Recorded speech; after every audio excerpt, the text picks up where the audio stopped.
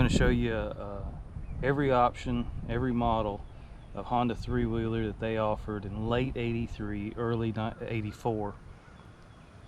None of these are restored, none of these are mint, none of these are really even pretty, but they run and drive, and they're all works in progress right now. So don't judge them too hard. The only reason I'm showing them to you is to show you the differences between the models. So if you were to walk into a dealership in 1983, late 83, 84, this is what it would look like. Stroke bikes. Up front you have your entry-level three-wheeler. This is a 185S. There was another one, it came out, it was a 185, it was a pre-S. This one is far from stock. It does have a few options on it though. It does have a rack. You don't see too many racks.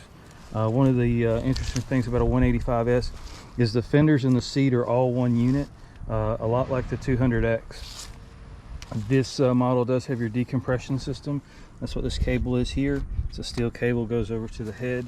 That allows for easier starting. This one is actually I widened this one. I'm running 400 EX hubs and wheels on the back, which netted me about probably 6 inches of width. That's a fun little bike. It does have a suspension front end on the front, telescopic shock front end. This bike was also offered with a rigid front end. The telescopic front end was an upgrade.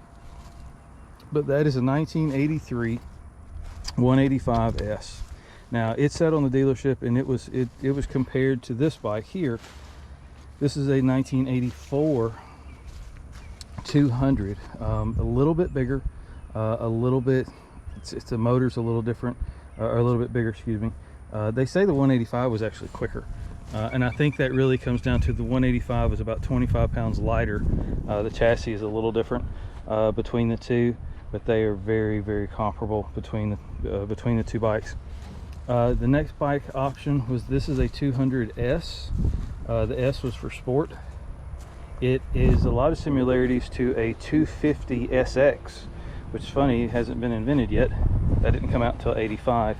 If you look at the back fenders here, there was supposed to be a rubber mud guard here that went around the corner and actually kind of came to a point, a lot like the 250 SX. This bike also has a built-in trunk. These fenders are one piece. The whole fender is one piece, and then the seat sits on top of it. As opposed to the 200, it's a lot like the Big Reds. The fenders are individual pieces. It also has a trunk on it here. Now the 185S, we've already talked about that. Those fenders are all one piece. So those were your entry level 3 bikes. They were all considered utility bikes, fun bikes. Sport bike really hasn't came into creation yet. In the 4-stroke class, the 250R, I believe, came out in 84 as well. We do not have one of those, unfortunately. This is your entry-level first-year Big Red. This is what put the Honda three-wheeler on the map, in my book anyway. Was the Big Red. This bike came out in 82, I believe. Ran from 82 to 83 in this configuration. This is a 200E. E stood for electric start. This is a chain drive 200cc electric start Big Red. The fenders are separate pieces. You have a left and a right. You had a trunk in the middle for storage. The seat comes off, battery goes underneath that. Interesting thing to know is that these fenders fit from 83 all the way to 84. I know that only sounds like 1 year, but that's also 3 levels of 3 different bikes. You could get the 200E Big Red, the 200ES Big Red, and the 200M all share the same seats, fenders, tanks, tires, wheels, a lot of the same parts. So that's why I take the moment to tell you that. The Big Red, like I said, this is what everybody wanted. This is what the grown-ups had when I was a kid, and it was cool. But it was shortly replaced. It ran 2 years. And the problem with the 200, the Big Reds, and actually all of them, is the front ends. These front ends are terrible. If you buy one, go ahead and plan on replacing it. We've talked about it in other videos. You can't rebuild these shocks. They don't make the parts anymore. So unless you can make them yourself, you're gonna have to find a different front end. So that said, all of these front ends, everything you see here today, will interchange with each other. So everything from the 185 front end, the 200 front end, the 200M front end, which we haven't gotten to yet, will all fit a Big Red. So if you find a Big Red that you like, you have options. You have a lot of options. This is my favorite bike. This is 84. This to me was the top of the line, the 84 Big Red. I just picked this one up yesterday. We got it running in a previous video, so I'm excited about that. This bike is a transition year bike. This was the last year of the 200cc engine, the first year for a whole lot of options. 84 came with high, low, and reverse.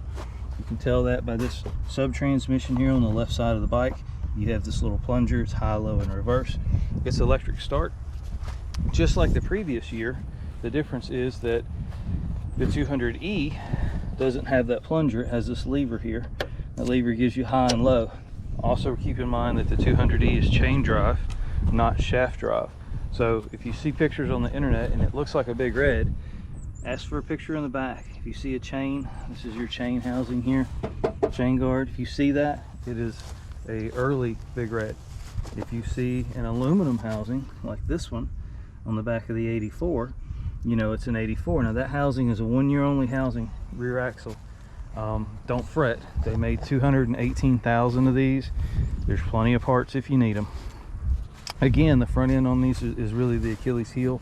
That's what you're going to want to change, or you're just going to have to live with it. It's up to you. These fenders are the same though.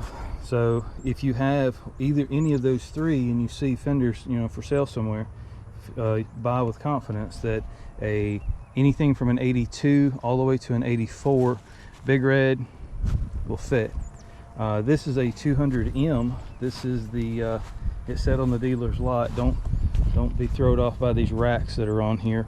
This was an option from the dealer. It was an upgrade. This bike didn't come with racks on it. As a rule, when you saw them on the sales floor, they didn't really have racks, but you could add them if you chose.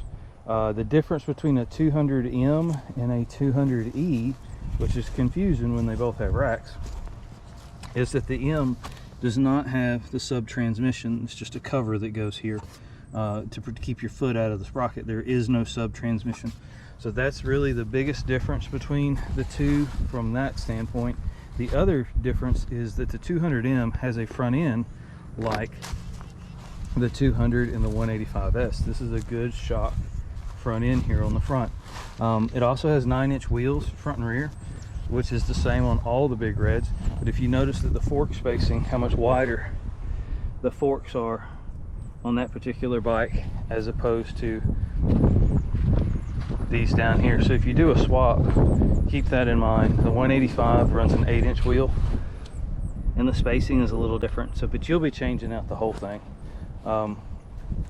Things to note, the 185 runs an 8-inch wheel. The 200 runs a 9-inch wheel. The 200S goes back to an 8-inch wheel. All of your Big Reds run a 25-inch 9-inch wheel, 25-inch tire, 9-inch rim.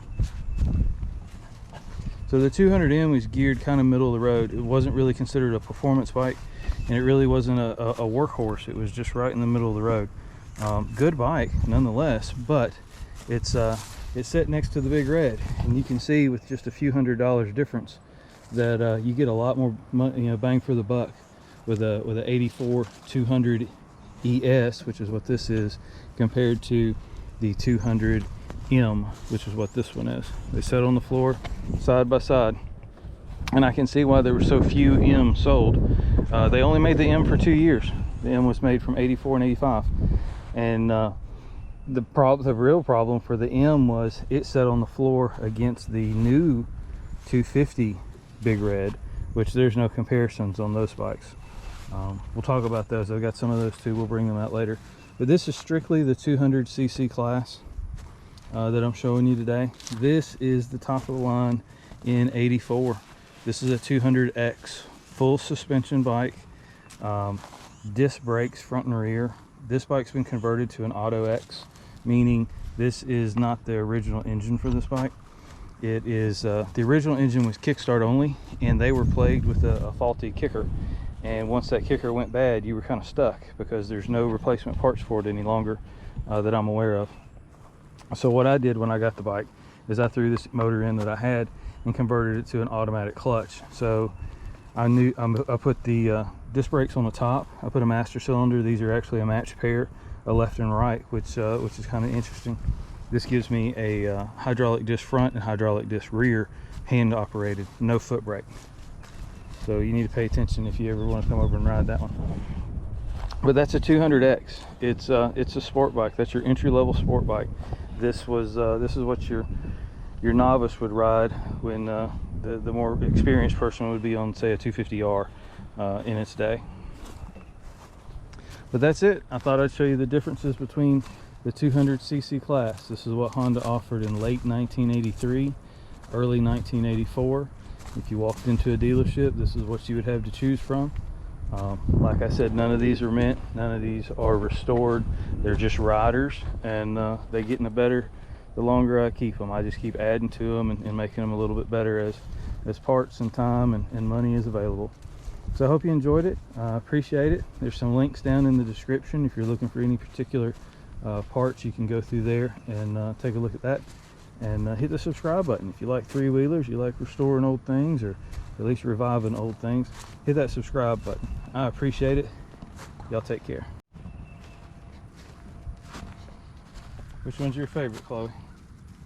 Do you have a favorite? No? Chloe doesn't have a favorite. She likes them all. Hey guys, just an update. Went back to all the old videos, got the descriptions of all the parts that I've been using. If you're looking for a particular part that you've seen me use in either a top end or a brake job or tires or just about anything, I've got a link for it in the description. So pull that description down, look through there if you're looking for a particular part or you see something that you need. If you don't see something you need, send me a comment. Leave me a message down on the bottom. If there's something that you're struggling with, either a repair or a part, let me know, and I'll point you in the right direction, give it my best shot. So I hope that helps you out. Appreciate you watching. Take a moment and hit that subscribe button, and y'all have a good day. Bye.